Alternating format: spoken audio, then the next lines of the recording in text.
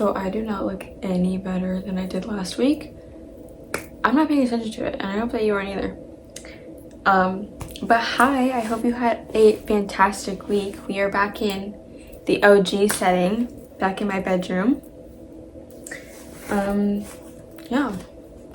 I don't really have any like updates on anything else other than the setting and the fact that I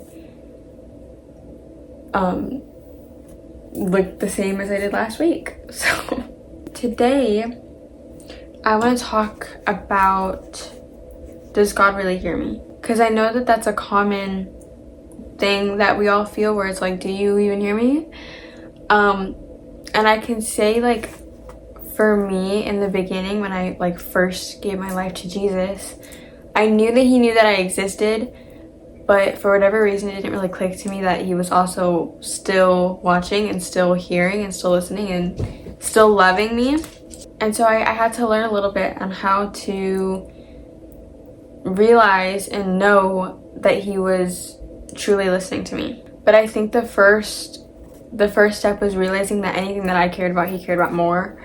And so, you know, even if it was like the slight little things that I didn't even need or didn't like care for that much, he still cared. And what was important to me or what I cared about was so much more important to him, and he cared about so much more. And so seeing him show up in those areas where it wasn't a big deal and it was a little thing to me, but I cared about it, and seeing him also care about it showed me like, oh, you actually do listen to me, and oh, actually you do hear me and you do see me.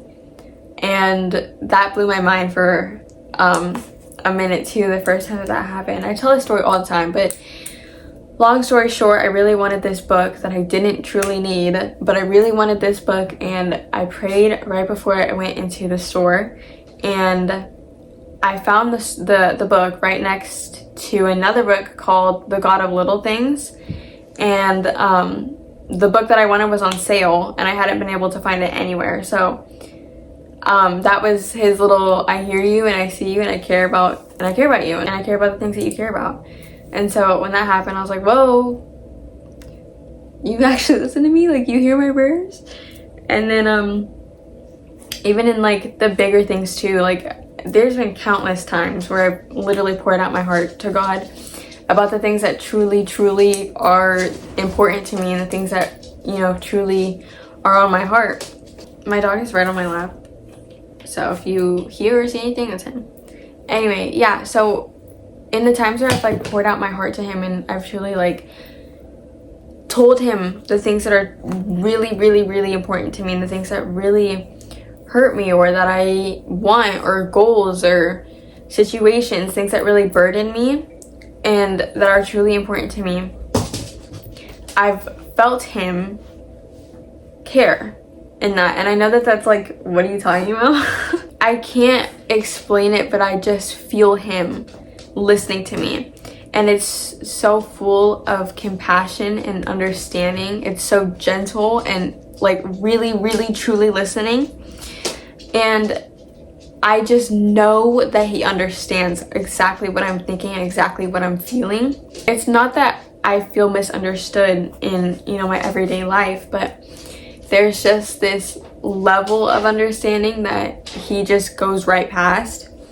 And I truly feel seen in every single area, every single thought, every single feeling that I have. He's sitting there and he's listening so carefully. Like, I just see him sitting next to me, listening carefully and full attention, with full of compassion and understanding me. And so that is like everything to me. And he's so patient too, that too. He's so very patient. He literally waits for me. I can feel him wait for me to finish talking before he says anything to me. And so that is like the main big thing of like knowing that he hears me, because even in the times where I've like poured out my heart to him and I still haven't gotten an answer for those things, or I still haven't heard a response or seen things move the way that I wanted them to, I'm okay with it, because I know that he hears me and that he understands me, and that's enough for me. And I know that that's like, Is it enough though? Because I don't know, some of these things that we pray are so like vulnerable and they're so deep into our hearts, and it's like, I care about this so much, but I think it's just a level of trust that I have for him, or in him, I have in him, where it's like I feel him and know that he's listening to me, and I know he understands what I'm thinking, and I know he understands what I feel.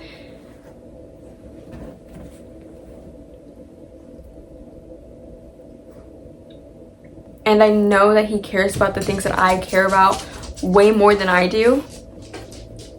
And so I just have to trust him with it. And that's like another part of like being vulnerable, which I've talked about before, but it's just trusting him with the deep parts of my heart and my soul, and the things that are so important to me, the things that are so vulnerable for me, and trusting that he will take care of it, and trusting that he will handle it and hold it gently, because he is gentle. I mean, if he can listen to me talk and talk and talk and talk and rant about the things that I want to talk about, the things that are important to me, he will be so gentle with the things that are scary for me, the things that are hard for me.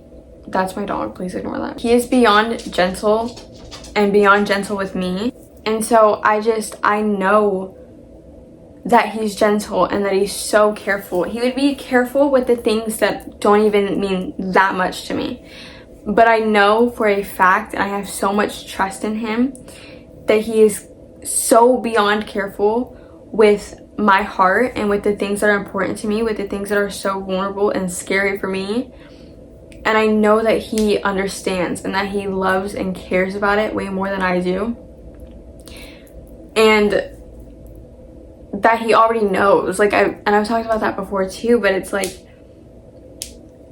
he already knows what's in my heart. He already knows what I'm thinking. He already knows what I'm feeling, and still chooses to sit down and listen with me. And that's like, it's hard to know what I'm talking about unless you've experienced it. And so I say that because I want nothing more than for you to experience that, and to experience what it's like to have somebody, your creator, sit down and listen and pay so much attention to you. Because it's already healing enough. Like, when I feel something and I've gone through something and I need him and I need his help, and I just sit there and talk to him, I leave feeling so much better immediately. Now that could be just me, but I immediately feel better. And I think that that's so part of the relationship, because that's personal and it's intimate and it's just between you and him. Nobody is gonna know the things that you said to him. Nobody's gonna know what was said or what happened or anything. And it's just between you two, with the very most deepest parts of your soul and your heart. It's very one-on-one. And so I guess the next question would be, why can't I hear him? And I think, and I've said this before also, I think that a lot of the times we are so caught up in the prayer over who it's going to.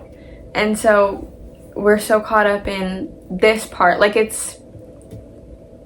we'll put it into examples, okay? One of them is that I am telling God about how stressed I am and how hurt I am and how upset about all these different situations in my life, and I'm so unhappy with it, and I am not agreeing with any of this, and I don't want it to be like this, and I want change now, and I don't want any of this to happen, and I need it to be fixed.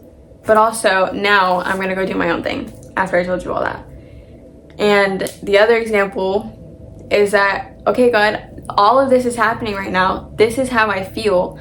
I'm not happy, but I love you and I trust you and I know that you care. And so I submit it to your feet, and I'm also gonna listen for you to say something. What do you say about this? And I'm not just gonna go pour my heart out and then leave it. I'm going to wait, and I'm going to sit, and I'm going to listen to you and truly listen. Sometimes I think that we are so caught up in in ourselves and what we feel rather than him. And that's why he says seek first the kingdom of God. Because the minute that our focus is taken off anything but him is when it all comes crashing down, and we're like, God, why can't you hear me? Like, I'm talking, why don't you hear me? But he's like, you're not listening, actually. Yeah, so I think that we're too busy talking and we're too busy focusing on other things to listen to him, and then we question why he's not answering. And so I think, yeah, pouring your heart out is a step for sure, but listening to him is also the next step, because if you don't listen, you're not going to hear him. And then maybe it's not even that, and it's just I am listening and I'm trying and I'm really, really listening after I pour my heart out. Why isn't he answering?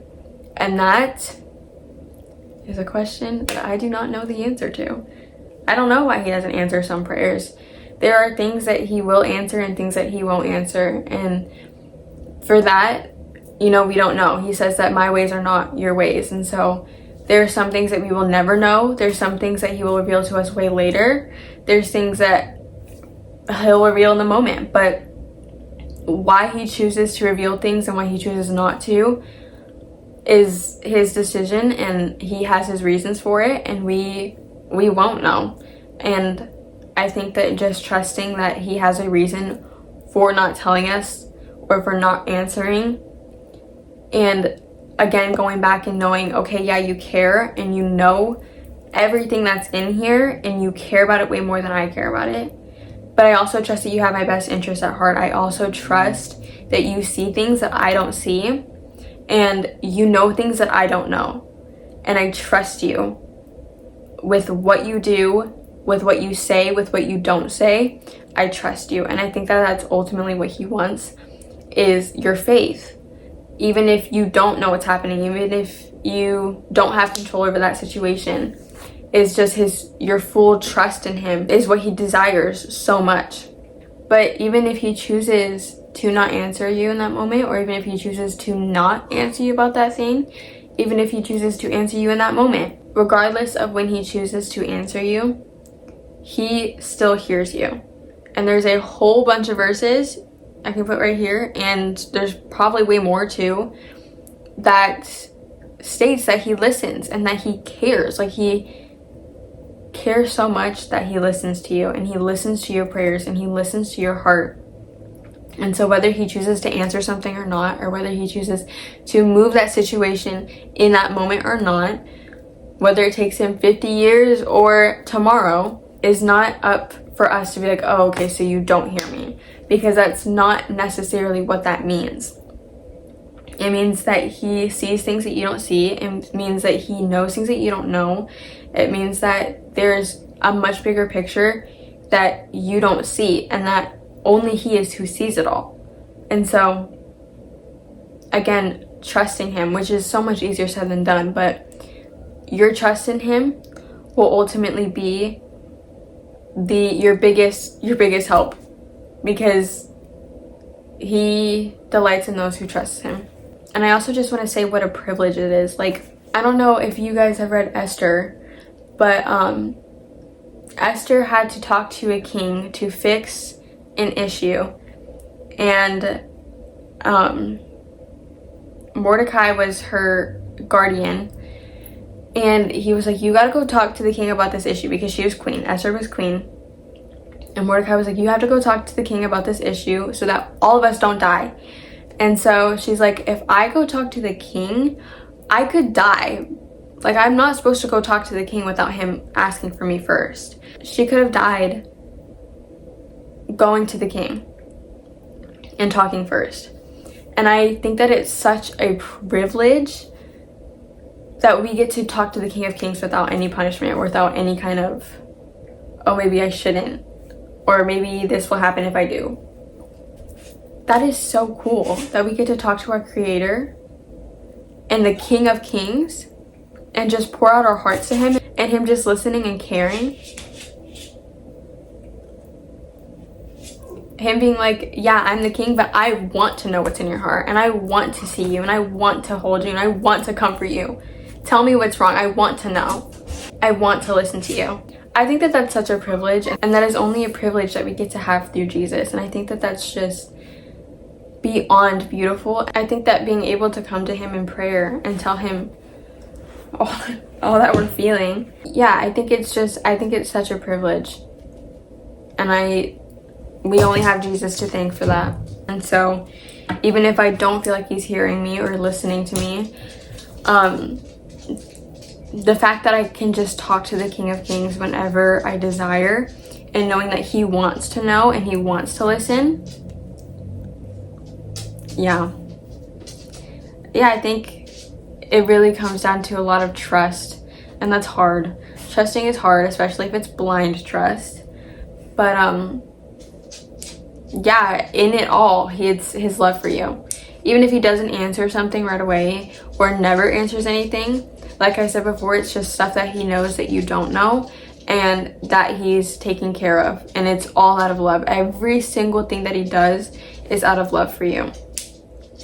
And so, yeah, God hears you and he loves you and he listens and he wants to know and he wants you to talk to him about everything. So don't just, think that he's not hearing you and so give up on talking to him, because that is not what he wants at all. That's a little love letter today. Is that he loves you and he listens to you, and he most definitely hears you and he listens. And so, yeah, ask him to help you trust, because he will. Ask and you shall receive. But yeah, thanks for listening to me talk, and I hope that this was helpful, and I will see you guys next week. Bye.